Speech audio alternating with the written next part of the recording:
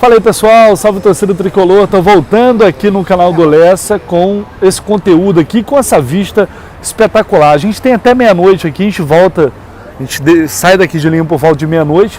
Falei, pô, como a gente tem um tempo até lá, eu vou gravar um vídeo e aproveitar esse cenário espetacular, essa vista incrível aqui para o Oceano Pacífico, que fica aqui em Miraflores. Quem já veio aqui sabe, né, e conhece bem essa região, que é uma das regiões mais turísticas aqui de Lima. É um bairro assim nobre, muito bonito, muito lindo. Foi agora há pouco a Barranco também, que é um outro bairro turístico aqui, muito bacana. E cara, essa visão aqui, eu confesso que eu já vi aqui umas 5, 6 vezes desde que eu cheguei e não me canso, cara. É muito bonito mesmo. Falei, pô, por que não gravar um vídeo com esse visual incrível aqui? Eu imaginei que vocês fossem gostar, até porque, né, fica um cenário diferente, dá para trazer um pouquinho do que é um pedacinho, na verdade, de uma cidade muito legal, assim, um povo muito acolhedor aqui do Peru. São pessoas que tratam a gente com muito carinho, principalmente brasileiros, né? Eles gostam muito da gente. Mesmo ontem, durante o jogo, a gente vê o pessoal encontrando torcedores com a camisa do Fluminense, pedindo para tirar foto. Eles gostam muito realmente da gente. Então, assim, foi uma experiência bem bacana aqui em Lima. É claro que vai ter notícia aqui nesse vídeo também, afinal de contas, né, é sempre a prioridade aqui no canal do Lessa, mas queria trazer também um pouquinho de curiosidades aqui da cidade para vocês. Só não esquece de deixar aquele like não, tá? Dá aquela moral aí, dá essa força.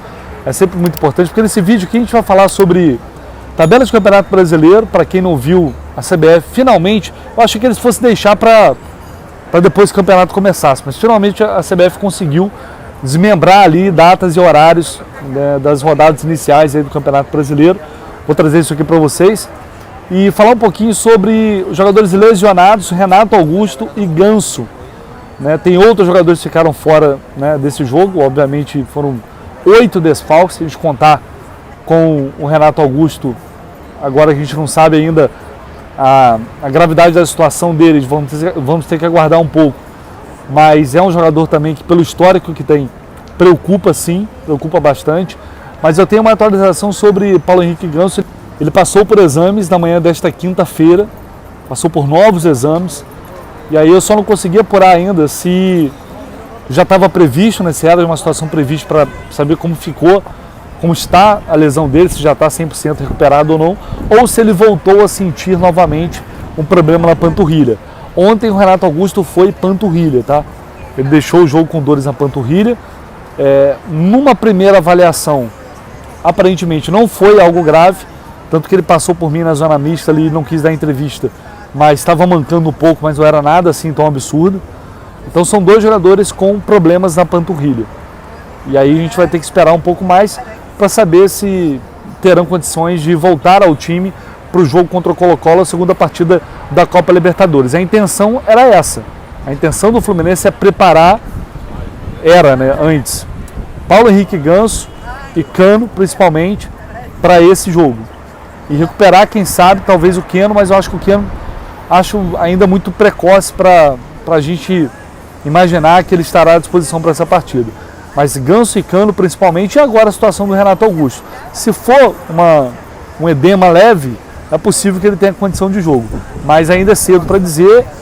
Os jogadores desembarcaram hoje no Rio de Janeiro e certamente amanhã o Renato Augusto vai passar por exames também para saber se de fato houve uma lesão ou não na panturrilha. De cara, esse é um negócio que preocupa bastante, porque são muitos desfalques, são muitas lesões que o Fluminense vem tendo.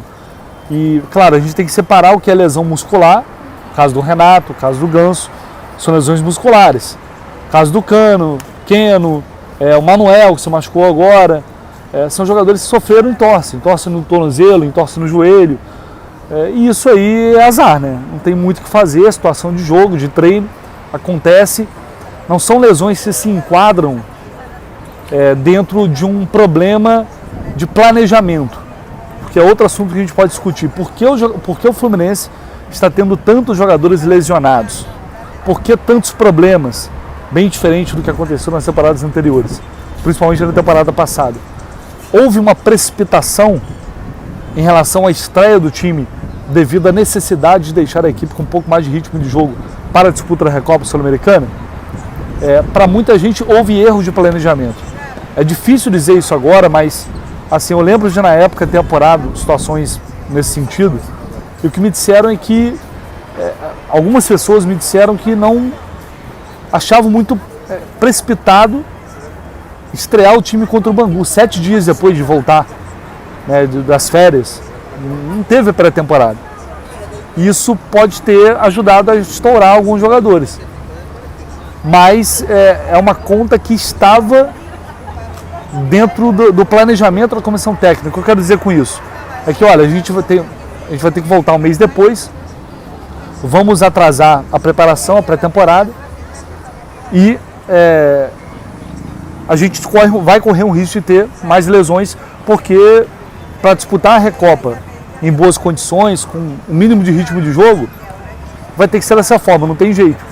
E aí foi mais um preço que o Fluminense pagou para a conquista da Recopa Sul-Americana, que era o principal objetivo do time. Então, se houve erro ou não de avaliação, obviamente ninguém vai admitir isso externamente, mas é uma coisa que até dentro do clube ela foi muito debatida e foi muito discutida. Não é uma decisão que é tomada só pelo Diniz, né? É uma decisão que envolve todos os profissionais ali de fisiologia, de preparação física, ouvindo também os jogadores, ouvindo também a comissão técnica, evidentemente. Mas eu acho que está muito claro para a gente que isso está cobrando um preço agora. Reforçando aqui o que eu disse, nem todas as lesões são musculares e necessariamente consequência de um planejamento, mas algumas são. E isso está afetando muito o time agora. Ontem, a atuação, cara, se eu for perguntar, assim, pelo que a gente viu aqui nos jornais, e são muitos jornais aqui em Lima, torcedores que a gente encontrou na rua, com camisa do Alianza Lima, os caras parecem que ganharam um título, pô. Assim, eles já estavam contando com essa derrota. Os caras não ganham um jogo há 12 anos, se não me engano. Vocês podem me corrigir se eu estiver errado. Se não me falha a memória, o dado é esse. Para o Alianza Lima, pontuar na Libertadores é algo completamente anormal. Então o que o Fluminense conseguiu aqui realmente ontem foi um feito negativo, muito negativo. E que nos preocupa, e falamos disso muito no vídeo de hoje cedo, com a repercussão, com as entrevistas do Diniz, do Felipe Melo. É uma situação que preocupa muito porque é um time que não está conseguindo se encaixar, não consegue ser mais agressivo, não consegue machucar os adversários, sair da marcação, principalmente quando se depara com uma marcação mais baixa. E à medida que você vai tendo muita lesão, e muitos jogadores vão ficando fora, isso torna o trabalho da comissão técnica ainda mais difícil. Fazer com que esses jogadores, recuperar esses jogadores. Porque o problema do Fluminense, para mim pelo menos está muito claro, é um problema acima de qualquer coisa técnico. São muitos erros técnicos, na frente, atrás, e vão ter que trabalhar muito para corrigir isso. E corrigir isso o quanto antes é fundamental, porque a Libertadores não dá para brincar. Esse jogo contra o Colo-Colo é de fundamental importância. E aí não tem desculpa de planejamento, de pré-temporada, tem que ganhar o jogo. E o Fluminense vai ter mais uma semana até essa partida para definir a sua vida na Copa Libertadores. Então é torcer para que até lá, enfim, alguns jogadores possam voltar e o Diniz consiga corrigir esses erros que está todo mundo percebendo, a dificuldade que hoje o Fluminense tem de chutar gol, de finalizar, de criar oportunidades, o que já está sendo admitido pelos jogadores publicamente, como foi ontem.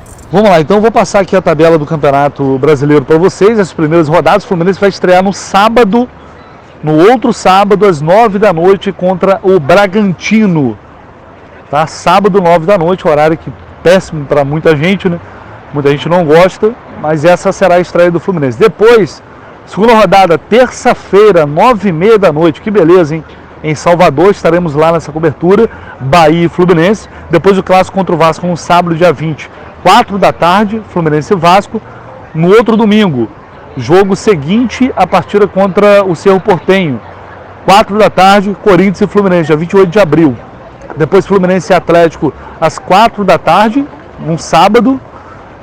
Numa segunda-feira, pós-Dia das Mães, 13 de maio, São Paulo e Fluminense, às 7 da noite.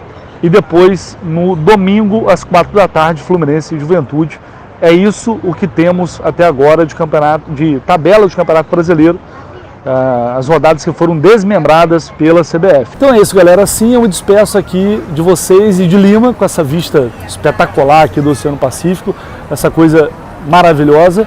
Agradecendo a todos que estiveram presentes, firmes aí no apoio a essa cobertura, mais uma cobertura muito especial. Infelizmente o resultado não foi o que a gente imaginava, mas tem muita coisa para acontecer, tem muita Libertadores pela frente. Esse foi só o primeiro capítulo e que os próximos sejam muito melhores, tá? Quando eu falar, não sei se talvez se acontecer alguma coisa, talvez eu grave para vocês do aeroporto, a caminho do Rio de Janeiro, mas a cobertura aqui em Lima de fato está acabando. Vamos para a próxima parada será o retorno ao Maracanã na semana que vem contra o Colo-Colo.